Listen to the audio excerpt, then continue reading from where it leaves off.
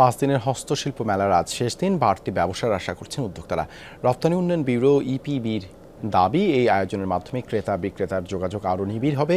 যদি উদ্যোক্তাদের অভিযোগ, আয়োজন সম্পর্কে আরও প্রচার দরকার ছিল।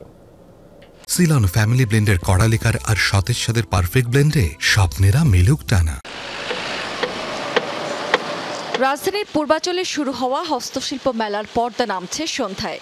শেষ দিনে বাড়তি বিক্রির প্রত্যাশা করছেন উদ্যোক্তারা। মেলায় দৃষ্টি কেড়েছে বুটিক আর বাহারি নকশার হুরের পোশাকে।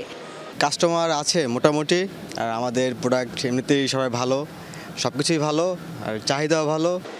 রফতানি উন্নয়ন ব্যুরো বলছে, হস্তশিল্পের আন্তর্জাতিক বাজার তৈরি করতে চায় সরকার।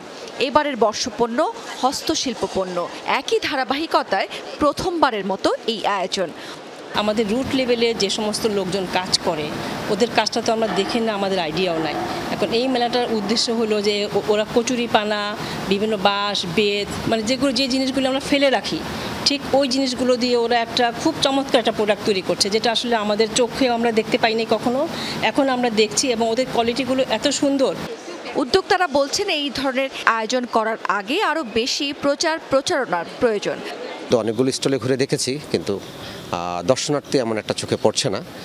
হয়তো এটার প্রচারের কোনো ঘাটতি ছিল। যেহেতু ঢাকার একটু ব্যাক সাইডে, এখানে একটু যোগাযোগ ব্যবস্থারও সমস্যা, তো সেজন্য এতদিন ছাড়া একটু কম পাইছি। আজকে শুক্রবার ছুটির দিন, আশা করতেছি সকাল থেকে ইনশাল্লাহ কেটে সমাবেশ হবে এবং আমরা যেরকম মার্কেটিংয়ের আশায় আসছিলাম এবং সেলসের আশায় আসছিলাম, সেটা ইনশাল্লাহ হবে। আর যখন মানুষ জানতে পারবে যে পূর্বাঞ্চলে আবার বাণিজ্য মেলার মতো একটা মেলা হচ্ছে 5 দিন ব্যাপী, তো তাহলেই মানুষ আসবে। দর্শনার্থীদের যাতায়াতের সুবিধার্থে কুড়িল বিশ্ব রোড হতে মেলা প্রাঙ্গণ পর্যন্ত বিআরটিসির শাটল বাস সেবা চালু রয়েছে। রাবেয়া স্মৃতি, যমুনা নিউজ।